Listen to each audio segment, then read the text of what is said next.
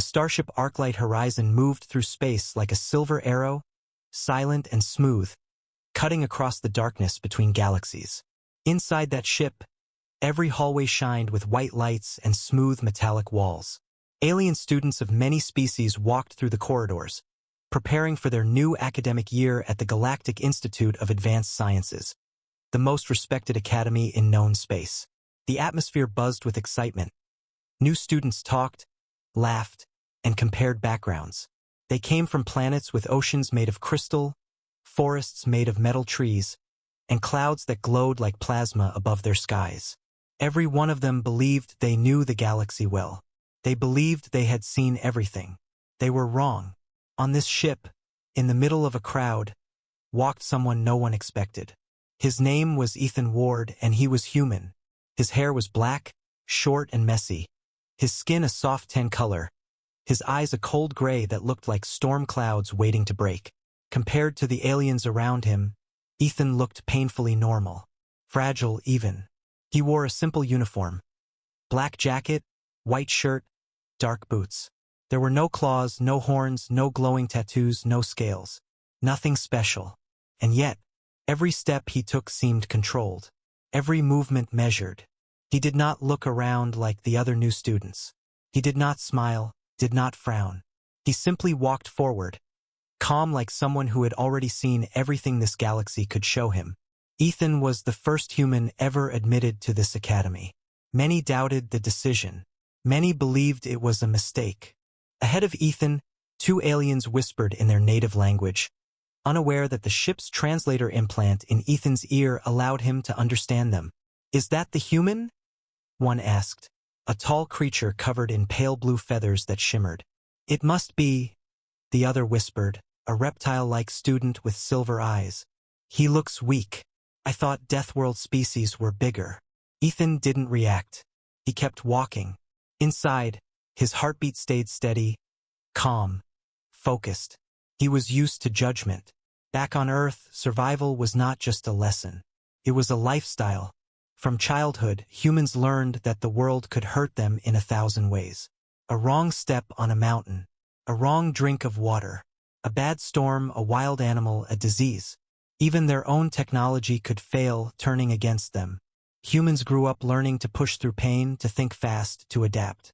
Earth was a constant exam, but there was no grade, only life or death. Ethan reached his assigned room.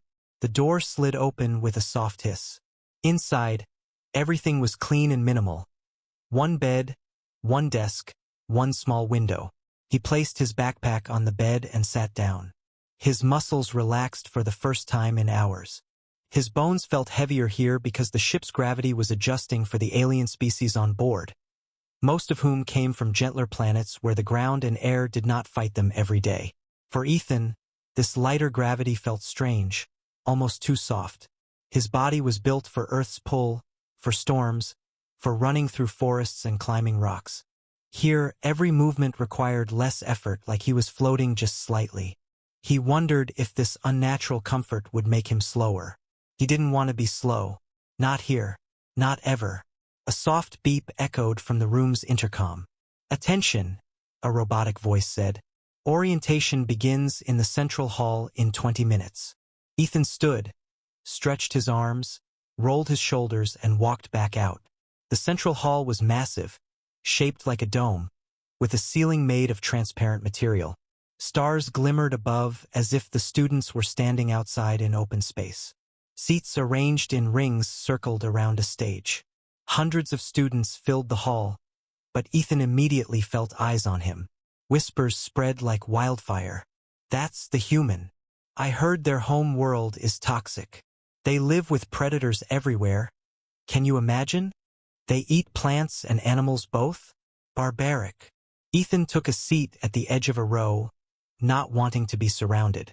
He placed his hands on his knees and breathed slowly. He felt like an animal being watched in a zoo. He wasn't angry, just tired of this familiar feeling. A sudden tap on his shoulder. He turned. A small alien stood there, barely up to his chest. It had soft pink fur like a rabbit, long ears, and gentle eyes. It smiled awkwardly. "Hi, hello. I am Miri. I sit here." it asked, voice shaking. Ethan nodded. Of course. Miri sat and looked at him again. You are from Earth, yes? The Deathworld. Ethan gave a tiny nod. Yes. Miri swallowed, nervous. Is it true? That everything wants to kill you there? Ethan thought for a second. Not everything, but enough. Miri's ears drooped. Scary. Before Ethan could reply, lights dimmed and a tall, powerful figure walked onto the stage. The room fell silent instantly. This was head educator Thalen, an elder alien with 4 arms, dark skin like obsidian, and bright gold eyes. When he spoke, his voice vibrated through the hall. Welcome to the Galactic Institute of Advanced Sciences. You are the future of our galaxy. The brightest minds, the strongest wills. His gaze scanned the room. For a moment it landed on Ethan. The gold eyes narrowed in curiosity. You come from many worlds, Thalen continued. Some peaceful, some harsh. But only one world among you is classified as a Tier 5 Deathworld. Every student turned to look at Ethan. The attention felt like heat crawling across his skin. Earth, Thalen said, the word echoing. A world considered too violent, too unpredictable. A world where survival is not guaranteed. We have never allowed a human to attend before. Until now. Miri flinched beside Ethan. Ethan stared straight ahead. We expect discipline. We expect respect. And above all, we expect you to learn. This academy will test every part of you, mind, body, and spirit. Some of you will fail. That, too, is a lesson. Thalen's voice softened just slightly. For the human student, we will watch closely. We do not understand your kind fully yet. Your species is dangerous, but also fascinating. Ethan's jaw clenched a little. Not in anger, in focus. Thalen ended the speech. Students began to rise, chatter filling the hall again. Miri looked up at Ethan. Do you want company? I can show you common area. Ethan gave a small, genuine smile for the first time. Sure. As they walked, Ethan could feel the tension in the air. Aliens stared at him, measuring him, judging him, some with fear, some with curiosity, some with challenge in their eyes. He could almost feel the future pressing toward him like the cold vacuum outside the ship. He knew this place would not be easy, but Earth had never been easy either. And Ethan Ward had survived Earth. He could survive this. He would. The classroom for xenobiology was larger than Ethan expected, shaped like a half-circle with a floor that dipped lower near the teacher's platform. Rows of floating seats adjusted to each student species. Some had tail rests, some were wider for large shells, some suspended in the air for species who didn't sit. Ethan's chair was the simplest one. It looked like an old-school chair from Earth, only made of glowing glass and smooth silver metal. He sat down quietly, feeling eyes prickling against his back. He didn't turn around. He already knew they were watching him. At the front of the room, a tall alien with skin like shifting smoke arranged digital panels in the air. The panels twisted like holographic pages in a book. This was Instructor Solari, known for being strict and extremely intelligent. Solari's voice sounded like wind blowing through hollow metal pipes. It echoed gently as she began to speak. Welcome to xenobiology, she said, eyes shifting like swirling ink in water. Our first topic will be planetary danger classifications. And today we start with a question. Her eyes landed directly on Ethan. Why is Earth a death world? Murmurs filled the room. Students leaned closer. Some grinned like they expected entertainment. Ethan stayed still. His pulse did not rise. He knew this moment would come. He just didn't expect it so soon. Solari continued before he could answer. Before the human gives his perspective, let us look at facts. She waved a hand and holographic images appeared. Oceans, mountains, deserts, forests, storms, lightning cracking across dark skies. Students gasped. On some planets, storms were myths. On others, rain was poisonous.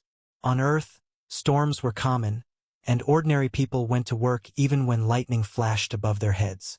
Solari tapped another panel and the hologram zoomed in.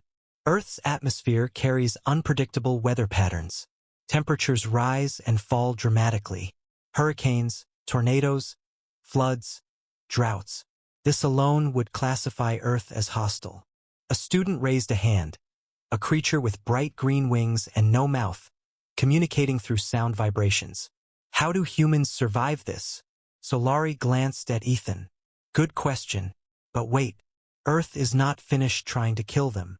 Another wave of her hand, and the hologram changed to volcanoes, lava rivers, earthquakes splitting open city streets. Solari's voice darkened. Tectonic activity. Billions of tons of rock moving beneath their feet. At any moment, the ground may split or the sky may rain ash. Someone whispered, horrified. That is unnatural. Ethan finally spoke, voice calm. It's normal for us. Silence fell. Solari's smoky form paused, as if analyzing his tone. Ethan did not sound proud. He did not sound afraid. He sounded like someone describing the color of the sky. Solari nodded slightly. Yes, normal for humans. And now we come to the true question. She touched the hologram. It switched to animals. Wolves, lions, sharks, bears, spiders, snakes. Not graphic, but enough to show teeth, claws, fangs. Aliens recoiled. Some covered their eyes. Others stared in disbelief. These creatures, Solari explained, are not rare on Earth. Some are apex predators. Their strength, speed, and hunting methods are lethal. A large, thick-skinned alien with tusks raised a hand. Do humans kill these predators? Ethan answered before Solari could. Sometimes, but mostly we avoid them or learn about them. We respect what they can do. The tusked alien frowned. Respect? They kill you. Ethan nodded once. Yes, they can. So we learn. We adapt. We survive. The way he said it was not dramatic. No cinematic pause. No heroic tone. Just factual. But the simplicity of his words hit harder than any speech. The class absorbed it slowly, like cold water sinking into the skin. Solari gestured again. There is one more factor. The hologram showed bacteria, viruses, cells multiplying violently. Aliens flinched. Diseases were rare on many planets. Technology had eliminated them long ago. Earth has biological threats, Solari said. Illness, infection. Their own bodies attack them sometimes. And they still survive. She turned to Ethan. Explain. Ethan rolled his shoulders slightly, adjusting to the alien chair. Humans get sick. A lot. We recover. Sometimes we don't. But every time someone survives, they become a little bit stronger inside. Our immune system remembers the enemy. A soft gasp rippled through the room. To them, the idea that bodies could learn from pain sounded like black magic. Ethan continued, voice steady. On Earth, nothing waits for you to be ready. You have to be ready all the time. When you are a child. When you are old. When you are scared. When you have nothing. You still have to move. You still have to try. A student with scales shimmering like gold raised a hand timidly. So, is that why humans are dangerous? Ethan thought for a moment. He could feel the full weight of their curiosity pressing at him like heavy air. He didn't want to lie. He didn't want to scare them either. But the truth was the truth. Humans are not dangerous because we want to be, Ethan said slowly. We are dangerous because we learn how to survive anything. The room did not react at first. It was as if the students' brains needed time to translate the seriousness of his words. Even Solari seemed to freeze for a second, smoky form tightening into darker shapes like storm clouds. Then whispers started again. They learn to survive anything?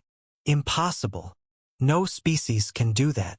Solari raised a hand and the room fell silent instantly. She looked at Ethan, studying him the way a scientist studies a new organism. Human Ethan Ward. On your world, has anything ever made you afraid? For the first time, Ethan's expression changed. His eyes lowered. His breath caught just slightly. A shadow passed through his memories. Thunder cracking open the sky. The smell of smoke. Running through a dark forest. A scream in the distance. He blinked. Yes, he said. Many things. Solari watched him carefully. Then why are you not afraid here? Surrounded by the unknown. Ethan met her eyes. Because fear taught me how to breathe. Not how to stop. No dramatic music played. No lightning flashed. But the moment felt electric. The air in the classroom shifted. Like everyone had suddenly realized the human was not what he appeared to be. Not fragile. Not prey. Something else. Something that grew teeth in the dark and learned to stand anyway. Solari nodded as if satisfied. Class. This is why Earth is a death world. She pointed at Ethan. Not because of what lives there, but because of what survives there. The session ended. Students left in clusters, their voices trembling, their questions echoing. Miri waited for Ethan, walking beside him in silence. Then softly, she asked, "Does it hurt to grow up like that?" Ethan thought, "Sometimes, but pain also teaches balance. It reminds us we are alive." Miri nodded slowly. "You are strange, but maybe good strange." Ethan almost laughed, a small quiet sound in his chest. Maybe. As they exited the classroom, Ethan could feel the shift in the way others looked at him. Less mocking now, less humor, more caution, more confusion. A few eyes even held something like respect, though it was buried under layers of fear. Ethan didn't want them afraid of him, but he knew he couldn't control what other people believed. He could only show them who he really was, and hope that would be enough. The training hall was nothing like Ethan expected. When he stepped inside, the temperature changed instantly. The air felt thicker, heavy like fog that clung to skin. The floor was smooth metal, reflecting faint lights from above. Strange equipment lined the walls. Floating platforms, rotating rings of energy, and machines that looked like combinations of gym tools and starship parts. Some machines hummed like they were alive. Others sparked softly, glowing with internal power. Dozens of alien students stood around, stretching or preparing their gear. Some had natural armor like stone plates or scaled skin. Others produced energy fields from their hands or tails. They looked like creatures ready for battle. Ethan looked like someone ready to go to a normal gym on Earth. Normal sneakers, normal clothes, no glowing tattoos, no claws. When he walked in, heads turned. Miri entered behind him, sticking close to his side like a small shadow. "This is combat readiness class," she explained nervously. "No real fight, only learning body control." Ethan nodded. "I understand." He stepped forward. The instructor appeared in a blur of motion, teleporting through a shimmer of light. A tall alien with 4 legs and 2 arms stood before them. The body was covered in gray plates like a beetle's shell, and glowing green eyes blinked sideways. The voice sounded like metal vibrating. "I am Instructor Reth. You will learn to move, defend, and think with speed." Reth scanned the students. "Some of you believe strength is enough. It is not. Some believe speed is enough. It is not. Some believe intelligence is enough. It is not." The instructor's eyes focused on Ethan. "And some of you believe your reputation is enough. It is not." Ethan felt several eyes shift toward him. He didn't react. He kept breathing slowly. Reth clanked closer, the sound echoing in the hall. "Human, step forward." Ethan walked up, stopping at a respectful distance. Reth tilted its head in a predatory, curious gesture. "I want to understand your limits." Ethan kept his voice calm. "I will show what I can." "No," Reth hissed quietly. "I want to see what you don't know you can." The room went silent. Students watched, eager, some excited, some nervous, some hungry for humiliation. Reth gestured, and a training drone floated out. It was a silver sphere with 3 mechanical arms, each holding a small padded baton. Not a weapon, but enough to hurt. The drone buzzed. Lights glowed red. Miri whispered, "Be careful." Reth raised an arm. "Defend yourself." The drone lunged. Ethan moved instantly. His body reacted before his mind fully registered. It wasn't elegance. It wasn't flashy. It was instinct. He ducked under the first strike, feeling the air split above his head. His body twisted to the right, foot sliding on the smooth floor. The second baton came from behind him. He leaned forward so fast it looked like he might fall. The third came from the left. He lifted his arm and the baton hit his forearm, but he shifted with the impact, letting the force travel through his body instead of resisting it. The drone spun, adjusting. It attacked faster. Ethan's breathing stayed quiet, calm. His eyes didn't show fear. They showed calculation. He stepped into the drone's attack zone, something that made students gasp. Most species avoided danger zones. Humans learned that sometimes stepping closer was safer than stepping away. He reached out, hands open, catching 2 batons at once, redirecting them downward. The drone jerked, confused by unexpected counterpressure. Ethan stepped back, using the machine's own motion to pull it off balance. Struck again, wild and fast. Ethan didn't block. He moved like water around rocks, letting force pass by. His movements looked like someone who had dodged branches in a storm, like someone who had slipped on wet ground and learned to catch themselves before falling. He didn't look like a warrior. He looked like someone who had survived Earth. After a final dodge, Ethan stepped back. The drone hovered, unable to land a hit. Breath snapped their fingers. The drone shut down. Silence swallowed the room. Reth walked around Ethan, studying him. Interesting. You do not move to win.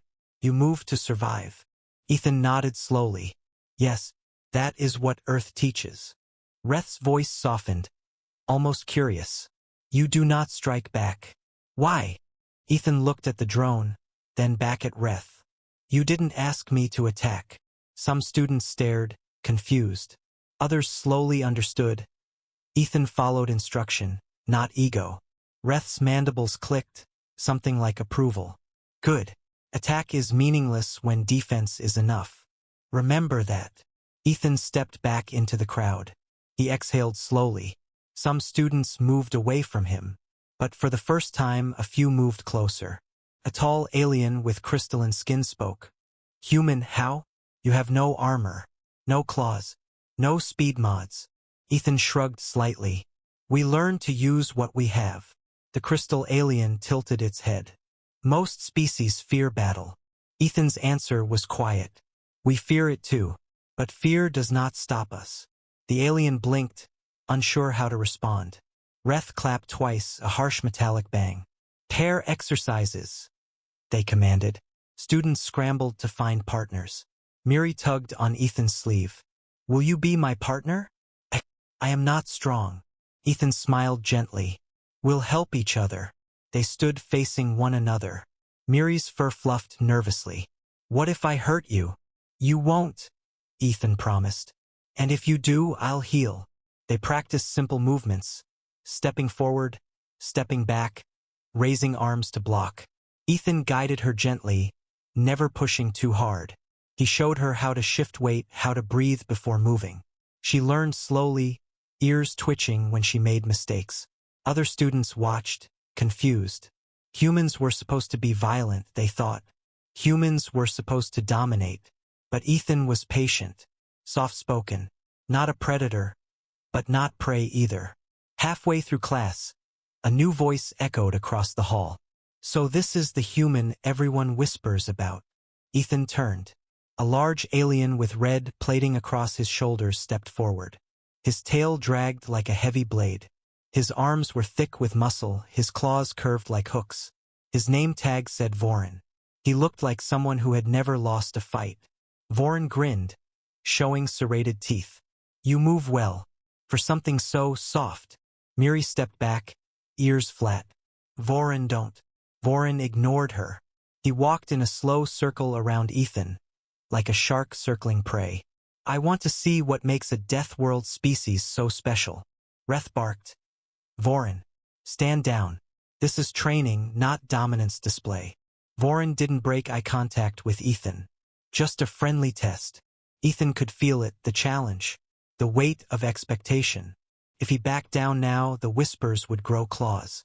If he stepped forward, he risked proving their fears. He looked at Vorin's stance. Why, aggressive, too confident. Someone raised on a world where they were always the strongest creature in the room. Ethan knew that type. He had seen it before. On Earth, he spoke quietly without anger. I do not fight unless I have to. Voron smirked. Maybe you have to now. The room held its breath. Reth stepped between them. Enough. We train. We do not challenge. If you want to test, do it through skill, not intimidation. Voron backed up a step, but his eyes stayed on Ethan. Soon then, Ethan let a slow breath out. His hands were steady, his heartbeat calm. This was not fear. This was the old instinct, the one Earth carved into human bones. He returned to Miri. She looked up, worried. He will try again. Ethan nodded. I know. And you? Ethan's answer was low, his eyes distant, like hearing echoes of storms long gone. I will endure. Like always. The history wing of the academy felt older than the rest of the building. Unlike the smooth silver halls of the training area, this section was built of rough stone and dark metal. Ancient banners hung from the walls, each showing symbols from planets long forgotten. Ethan walked through quietly, feeling like the air here weighed more. Miri walked beside him, whispering little facts she knew, her ears twitching with excitement.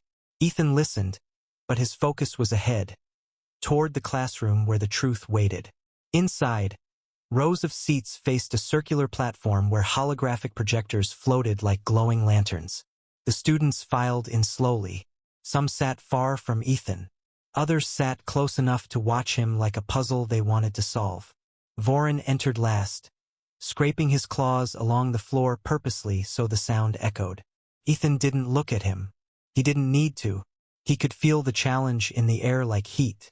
Instructor Thalen stepped into the room. His forearms folded behind him. His eyes, gold like melted metal, swept across the students. When he spoke, the sound vibrated gently like distant thunder.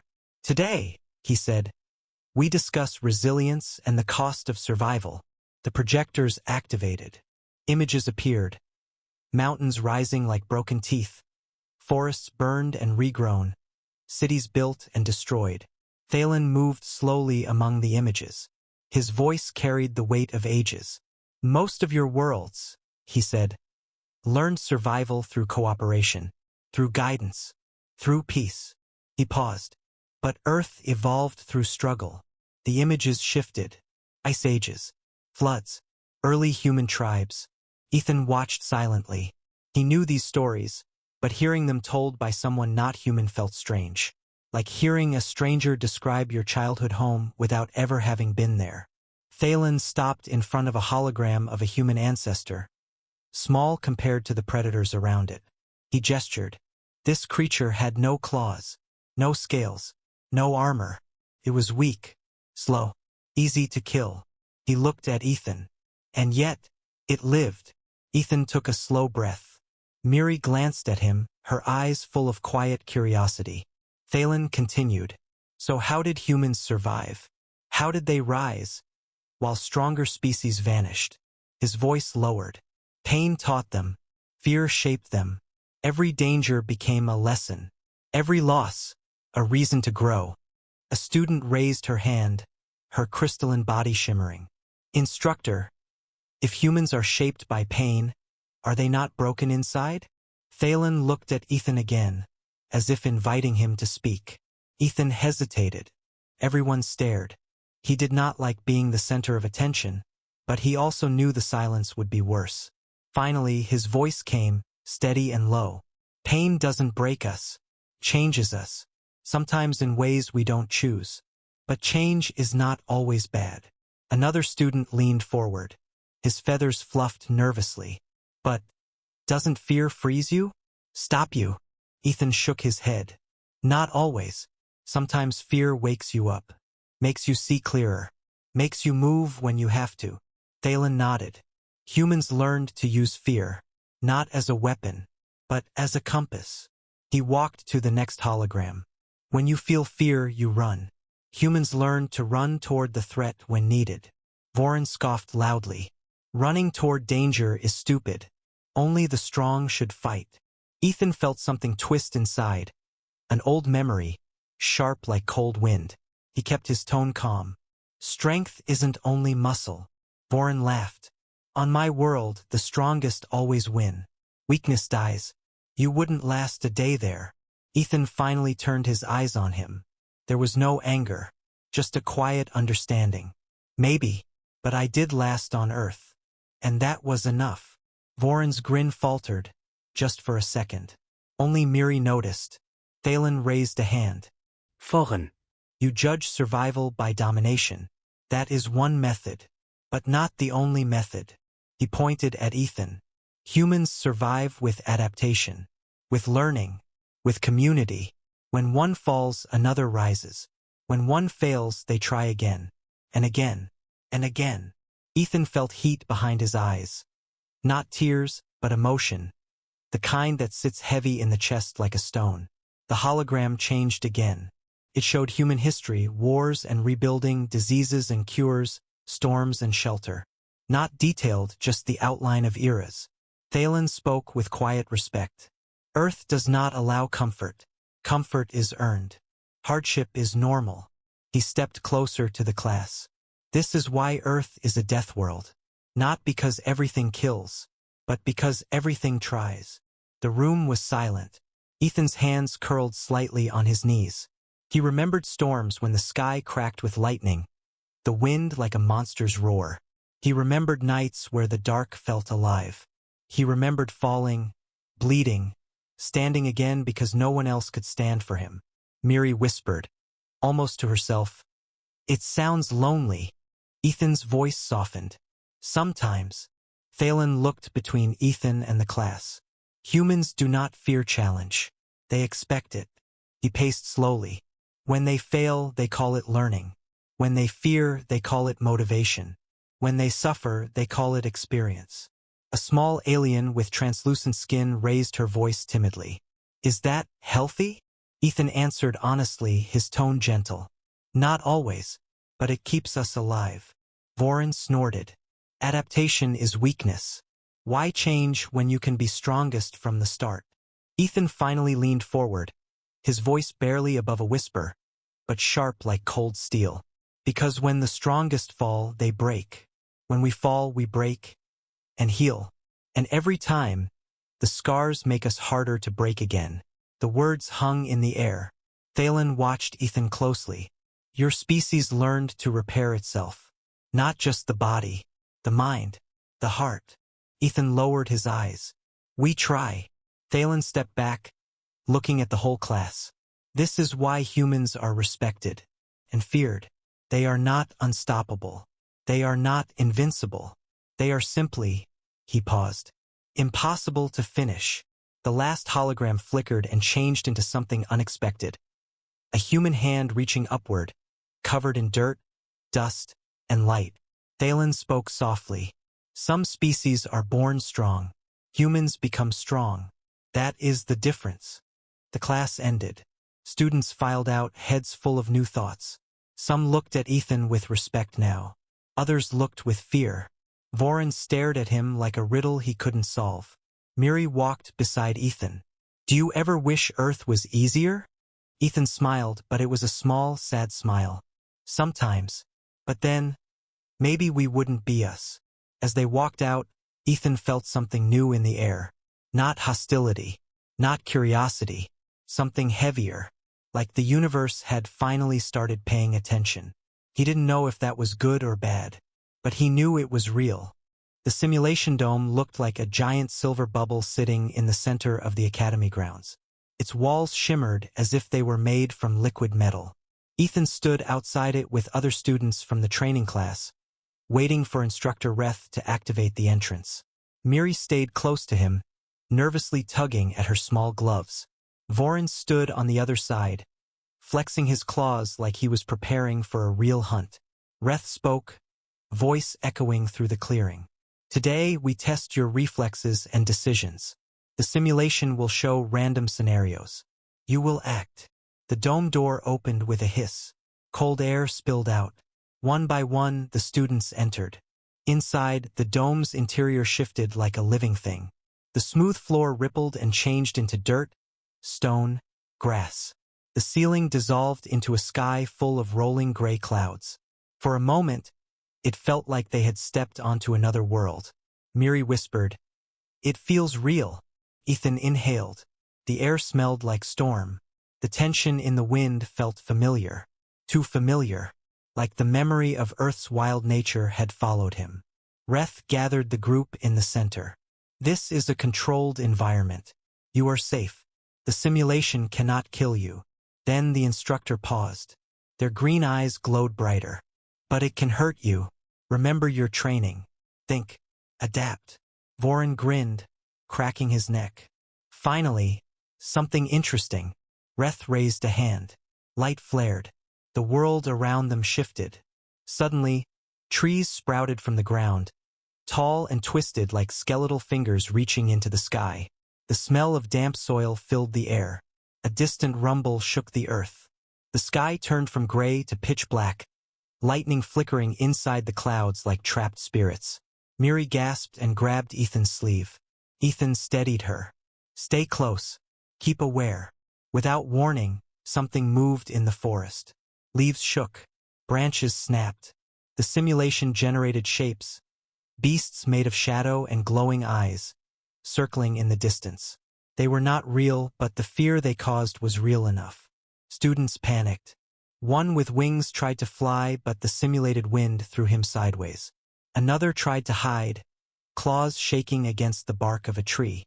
Reth shouted, "Form groups. No one alone." But before the students could follow the command, the ground trembled and split. A deep crack opened like a wound across the earth. Miri screamed as her foot stumbled near the edge. Ethan reacted instantly, grabbing her arm and pulling her back before the ground could swallow her. Vorin stood tall, laughing. "This is nothing. My world has storms like this every cycle." Ethan ignored him. He scanned the forest. The beasts were moving closer, their glowing eyes spreading like embers in a fire. He could feel the simulation changing tempo. It was too chaotic, too fast. Something was wrong. Reth tried to reset the scenario, but the control wristband flashed red. Error. System not responding. A heavy silence fell. Even the wind paused, like the dome itself was listening. Then a howl ripped through the simulation, echoing through the trees, deep and primal. Miri whispered, "This wasn't in the script, right?" Reth answered, voice tense. "No." Something overloaded the program. Before anyone could react, a beast leaped out of the shadows. It was taller than Ethan, with long limbs and teeth like broken crystal. It pounced toward a student with scales. Ethan didn't think, he moved. He grabbed a branch from the ground and stepped between them, pushing the student away. The beast crashed into him. The impact knocked him backward. Breath punched from his lungs. It hurt.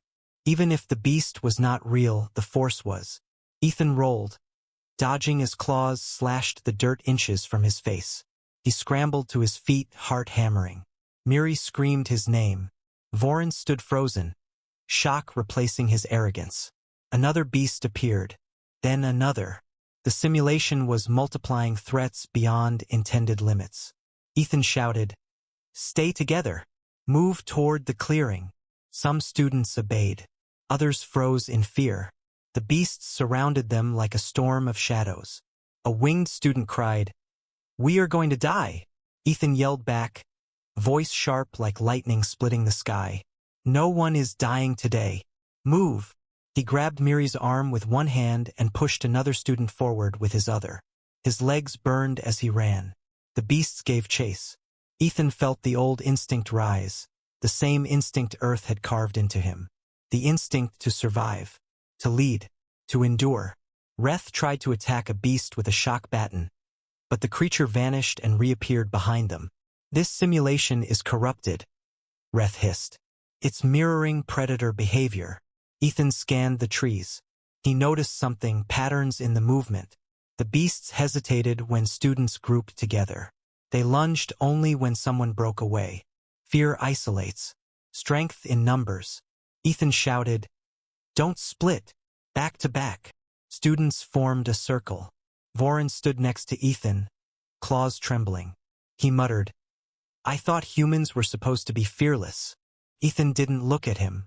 His eyes followed a beast's movement. Who told you that? Fear doesn't stop us. We just move anyway.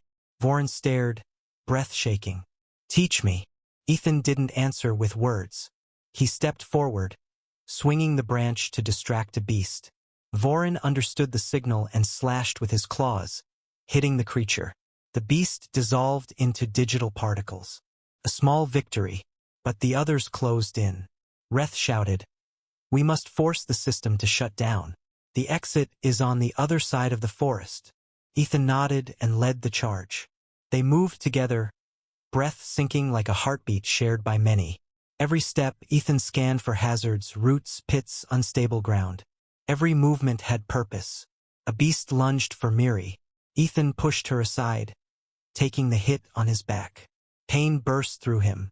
His knees almost buckled. He forced himself up, gasping. The simulation tried to break him like Earth once tried. But he didn't break. They reached the clearing. A glowing tear in the simulation cracked open like a doorway. Safety. Escape. Reth turned, staying behind to guard the rear. Through. Now. Students ran through the glitching doorway. Miri reached the exit, then turned. Ethan wasn't there. Vorin yelled, voice cracking, "Human! Move!" Ethan stood in the center of the clearing, covered in dirt, surrounded by the last wave of beasts. He could escape. He could run. But there were still students behind him, too slow, too scared. His voice rang out, louder than the storm. "Go! I will cover!" Miri screamed, "Ethan, no!" He met her eyes and smiled. Not bravely, not proudly, but with something real. "It's okay. I've done this before." The beasts charged, and Ethan ran to meet them. The medical bay was quiet except for the soft hum of machines. Ethan lay on a bed made of metallic fabric that shaped itself to his body. His chest rose and fell slowly, each breath heavy like he was lifting something invisible. The simulation had ended. The beasts had vanished. The dome had shut down.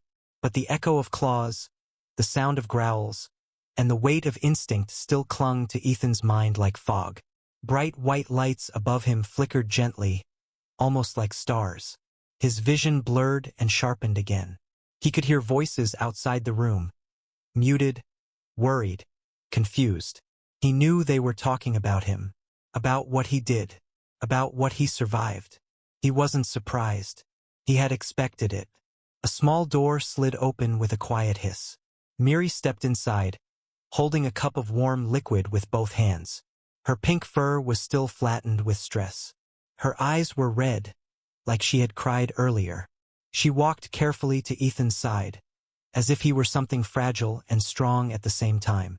"You should drink," she said softly. "It helps with body recovery." Ethan reached for the cup, hand shaking.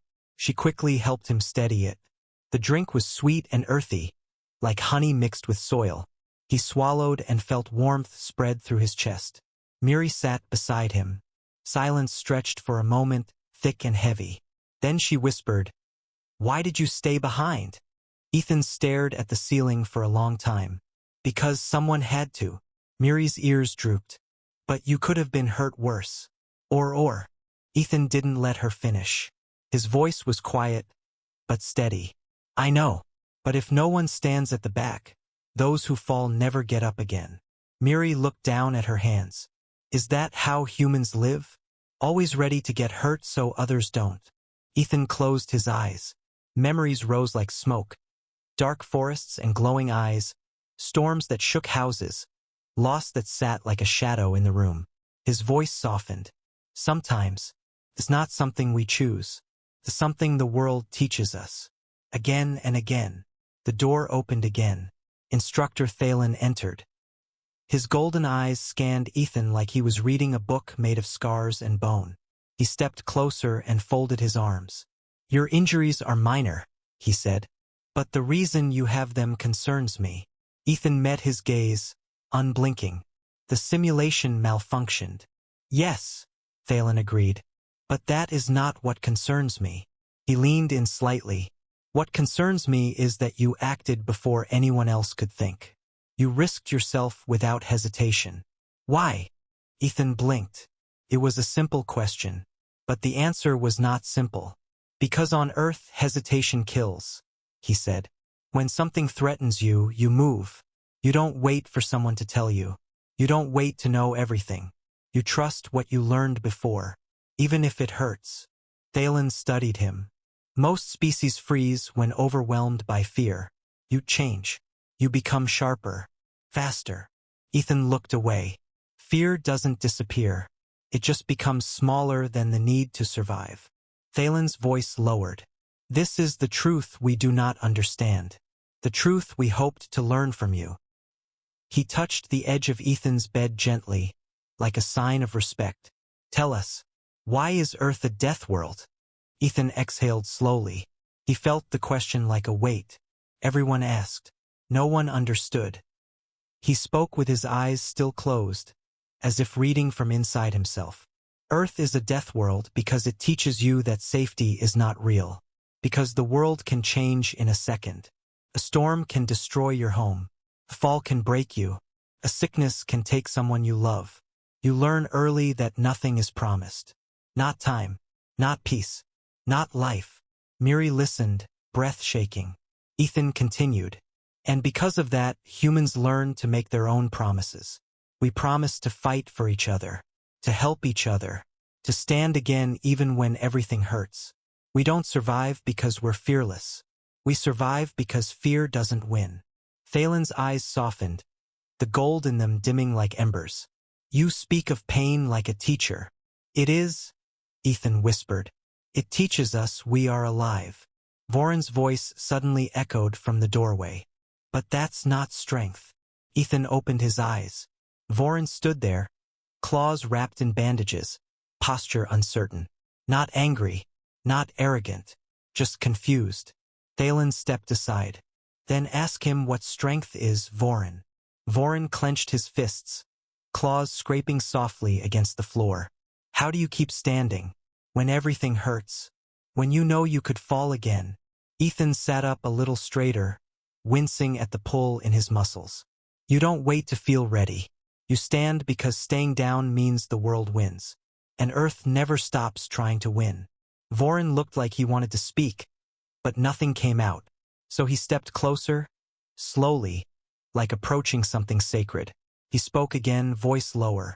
Teach me. Ethan stared at him. He didn't smile. He didn't refuse. He just nodded.